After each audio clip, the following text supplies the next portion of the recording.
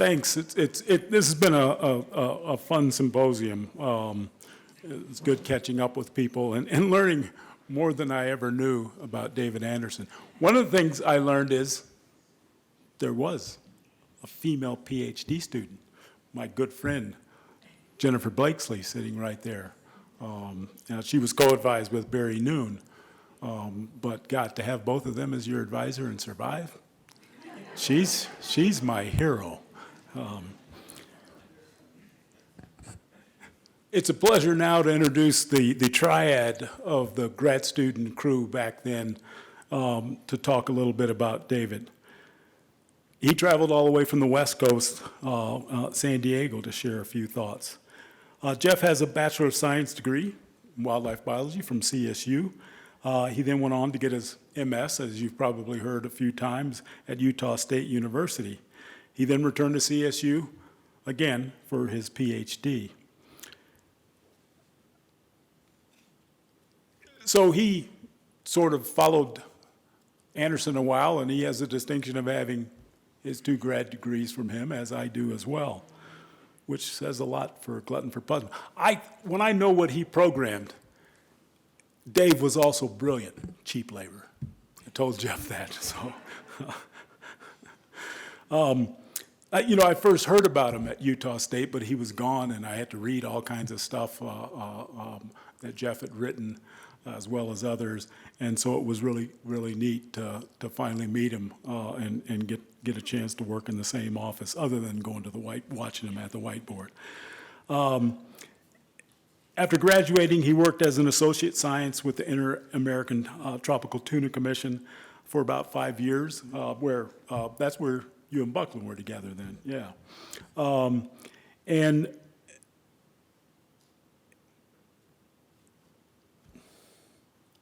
I think I wrote something, was it? Oh, no, then he went on to be a programmer analyst, making some money probably finally, at San Diego State University, before heading to CSU to complete his PhD.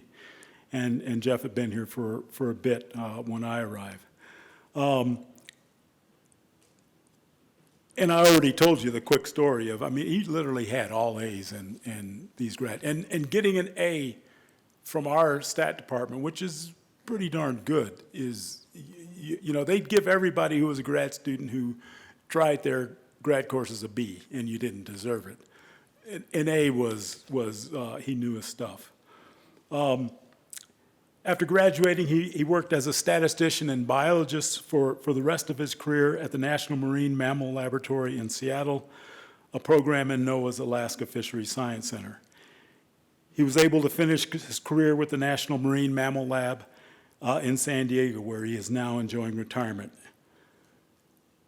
He and I are both chicken farmers. We talk about that over the computer. I remarked to Jeff, because he told me the story, Jeff is a nice guy, but he gets irked when you do stupid things. The guy who he had gone by the gate, at these federal facilities on sort of the University of Washington campus, Jeff had driven in, for probably, 20 years. He goes in one day and the guy goes, need to stop and check your trunk. And Jeff's like, I'm the same guy. I'm here. And he's going, well, and now the guy's, I'm in charge. I need to check your trunk. And Jeff, being Jeff, goes, I'll park off the federal campus. And, I could see Jeff walking by the gate then, coming in. He proceeded to do that. The rest of his time, he worked there, to the point that he was then ready to retire earlier, and they got smart and said, what can we do to make you stay? It was his son or daughter that had moved to San Diego. And he had lived there before. And he says, put my duty station in San Diego. The only drawback was houses were more expensive, so he had to work a little longer. But so now he is retired, enjoying life, and not helping out with distance sampling software, which I didn't know. He has an interest in quantitative aspects of wildlife ecology, in particular population estimation and analysis and study design.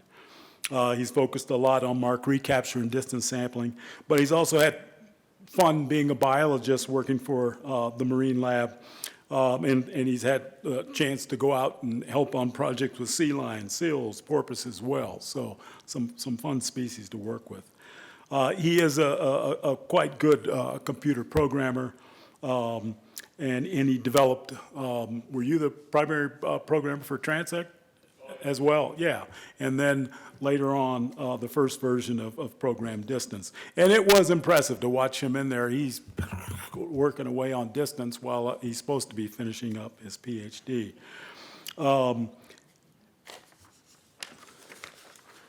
You still do programming? Can I send you something to work on? Yeah, okay.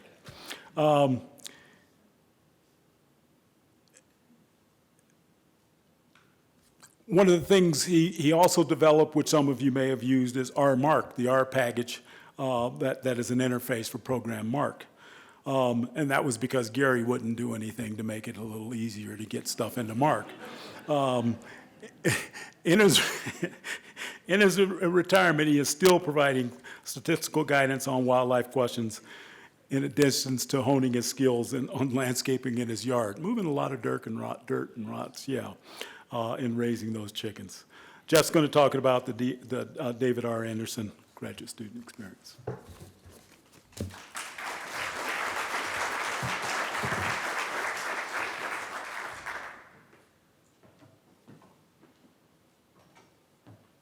Thanks, Ken. I've really enjoyed all these talks because it's actually given me some ideas for further stories to tell. And first of all, Steve and I didn't actually overlap at IATTC. He came after me, and I talked to him about the job. And it's always bad to have somebody coming in after you at a job and do a heck of a lot better job, but Steve did. So that was my first time meeting him. The other one was that what Ken talked about was the carrot and stick approach. Of David was much more offer a carrot than a stick. And I'm a procrastinator. It's not unusual for me to develop a talk a day or a week before this one. But this one, I had a month. David, you'd be pleased to hear this. I was done a month before this today.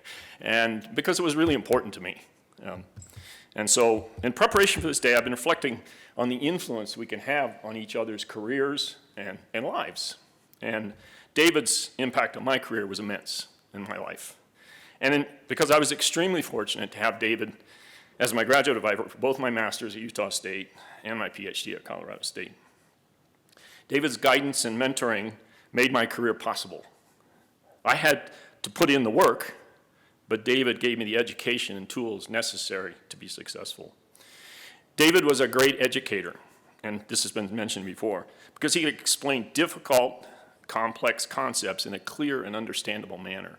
And that's really critical to teaching.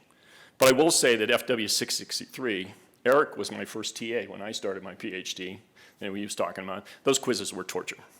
And I often said that because they compressed it, and he had three 4-hour days, right, Gary? You said 3 4-hour days, and they compressed it within the semester. It was like taking a drink out of a fire hydrant. Most of it blew right past you, but occasionally you got some in your mouth. But it was a tough course. David was a mentor to me and to many, many others.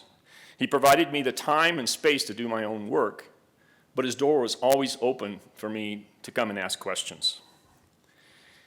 He was my role model throughout my career because of his passion to improve science by helping others and to learn and to achieve. I say I was extremely lucky to have him as my advisor because my connection with David was pure happenstance, absolute happenstance. After I finished my bachelor's degree, I sent letters to various university wildlife departments expressing an interest in a master's degree. And I happened to have taken a field trip when I was a bachelor's student here at CSU through Utah State, and so I thought, well, I'll just send one to Utah State. And so somehow David encountered my letter, and he called my undergraduate advisor, Ron Ryder, who was here at Colorado State, and he decided that he would query me about it. So literally a week after I sent my letter, I got a phone call from David and saying that he wanted me to send me a paper in the mail, there was no email, and that I should read it and he was going to fly out and meet me in San Francisco, where I was living at the time. I was flabbergasted. I mean, it's like I had to go take a cold shower to make sure I would pinch myself, make sure I was wasn't dreaming.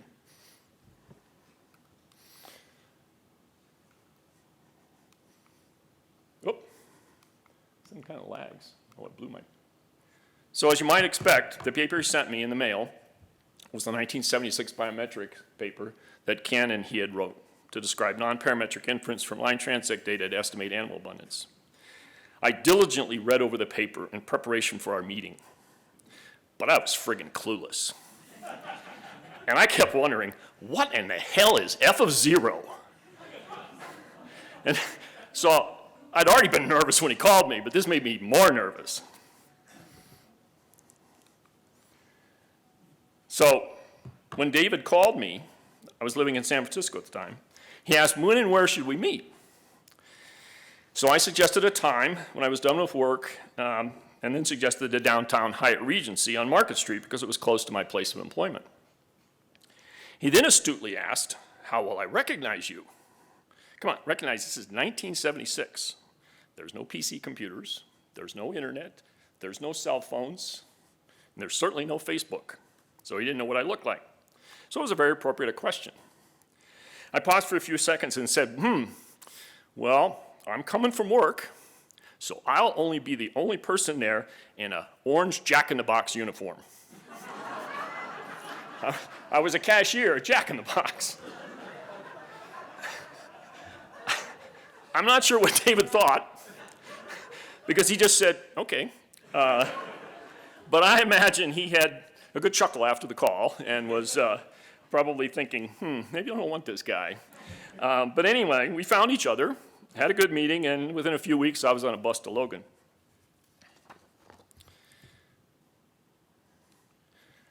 David was the ultimate team builder, and you've heard it in a leading skill, but he knew how to build teams.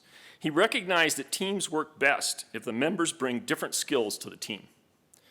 David was the visionary and the leader. Ken did all the theoretical development, and I added my programming skills.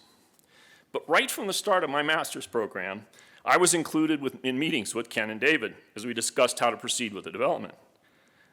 But I'm sure I looked like a deer in the headlights because I didn't have a clue what was going on. But they included me, and they wanted my ideas, and so that made me that much more confidence.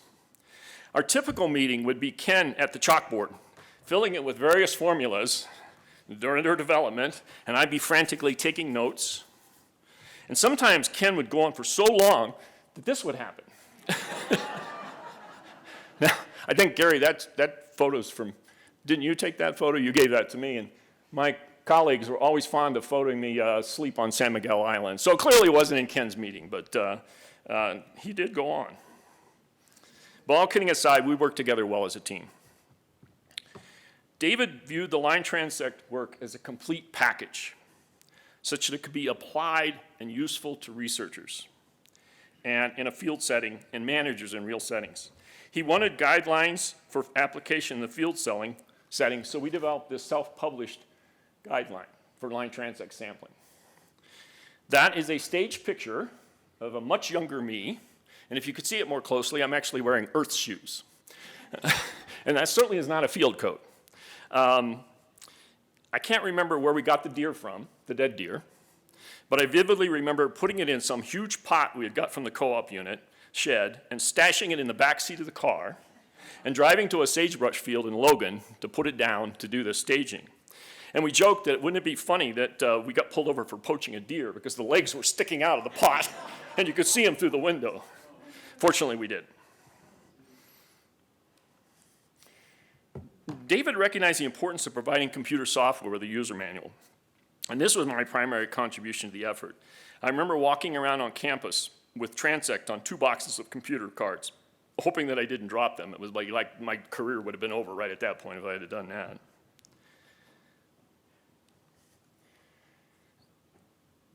Our primary approach to non-parametric inference was the Fourier series estimator at that time. David and Ken had submitted a paper to Biometrics proposing the Fourier series estimator as a non-parametric approach to their original 1976 paper. And I wasn't really a part of this effort but I remember the back and forth they had with the editor at the time, and ultimately it was not accepted. So David went with a practical approach of self-publishing. And this idea really stuck with me. Several times I've published material in NOAA technical or process reports when I thought it just wouldn't be suitable for a journal or difficult to get published in a journal. And ultimately, all that matters is that the material is made available to those that can use it.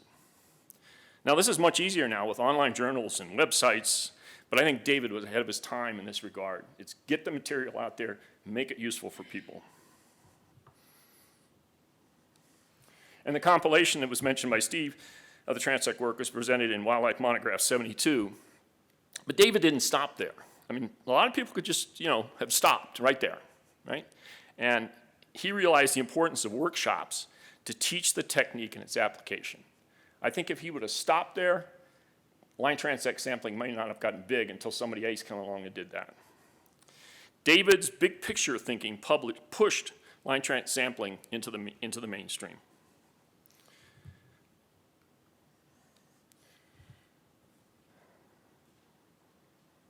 One of his ideas for my master's work was to, did I skip one? Yeah. One of his ideas for my master's work was to set up a field experiment for line transect sampling with wooden stakes in a sagebrush field up the Logan Canyon by Bear Lake. I had a bunch of graduate students and my wife walk a well-marked 1 kilometer line and measure the perpendicular distance to each stake that they observed. And I followed behind as a data recorder. I instructed each observer on the importance of seeing all the stakes close to the line.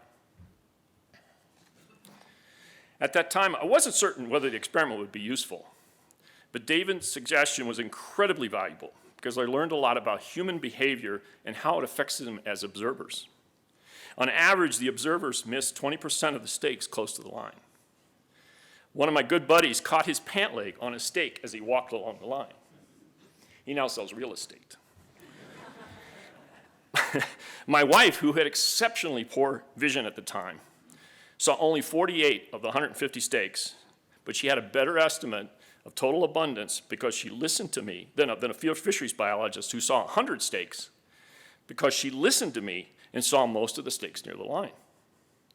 We were newlyweds, and this is probably the first and last time she's ever followed my direction, but she did. And later on, these data provided a great example for development of estimating techniques of estimating G of 0, which is the probability of detection on the line. It provided so much fodder for papers for me that one person wondered if I had become a wooden stake biologist. It was a good point.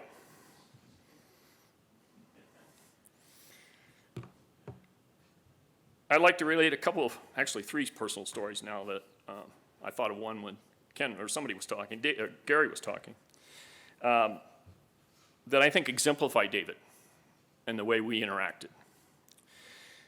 Prior to going to Logan, I had borrowed $300, which was a lot of money there, from my fiance and soon-to-be wife for travel and rental costs. And they didn't pay very well at Jack in the Box. My graduate student stipend at the time was $300 per month, so it was going to be hard to pay her back in a timely fashion. And I wanted to pay her back as quickly as possible, so I found a job on the side during the evenings at Bob's Big Boy, clearing tables. One of the first days I was there, literally, had to have been the first day. Who do I see but David having dinner? Clearly, the culinary choices in Logan were really limited. After sneaking around that evening until he left, I decided to be up front and tell him about my situation. He was very understanding and raised my stipend $50 a month so I could pay her back. After completing my master's, David wanted me to stay and do a PhD in Logan. But my wife was pregnant with our daughter, and I had a job opportunity in San Diego that I took, and it was largely due to Ken and David being involved with the tuna dolphin work for line transect stuff and down in La Jolla. So over the next 9 years, he would occasionally prompt to see if I wanted to do a PhD, and David had subsequently moved to CSU, which I had been before and was enticing, and my wife had finished her nursing degree, so we decided to move back to Fort Collins. And you can see David's strategy here, right? Ken, Eric, and myself were all master's students, and he had a known quantity, right? So he then just had them come along to be a PhD student. And I think it was a good strategy. It worked out for us, too. It certainly wasn't easy going back to school after being out for 9 years. But David cleared the way to make the transition as smooth as possible. He even helped us unload our moving van and lost a good pair of tennis shoes when a can of paint spilled on his tennis shoes. And everybody mentioned about how he never got anything on him. Well, he got paint right on his tennis shoes. And I don't recommend doing a PhD when you have a young family with kids, but David helped me through it, and he opened the door for my career with NOAA. And I have one other story from my master's degree that I was reminded of when somebody was talking about simulation and how easy it is to get into simulation. We were looking at different estimators for line transect sampling, and one of them was the exponential power series that Ken Pollack had proposed. So I set up this simulation and set it all up and got it all ready, and it was going to run through all these iterations and et cetera, et cetera. And then I went skiing. And I came back Monday morning, and the job was still running. The bill was $454. So I went to David sheepishly, because they were real dollars. You had to pay for this computing time. It was real dollars. And I went to David sheepishly and said, I just blew $454 out of our budget. Thankfully, they finally killed it. But so he was very understanding and encouraging.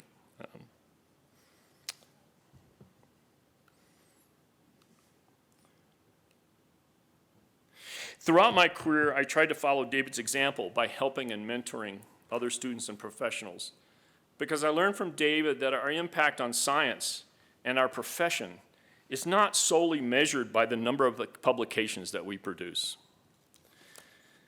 Our work on a subject should not stop with the publication of a paper. We always have lots of demands on our time, but I want you to consider just a few ideas that I have on ways to expand on David's legacy of education and mentorship. Mentoring students and professionals. I mean, a lot of you are in the university, you do that, that's your job. But if you work for a game agency or you be a retired person, you can help folks. You can answer, if you're in the market capture, you can answer questions on fee.listserver. I know they have a program in the Wildlife Society to mentor students, or at least they did.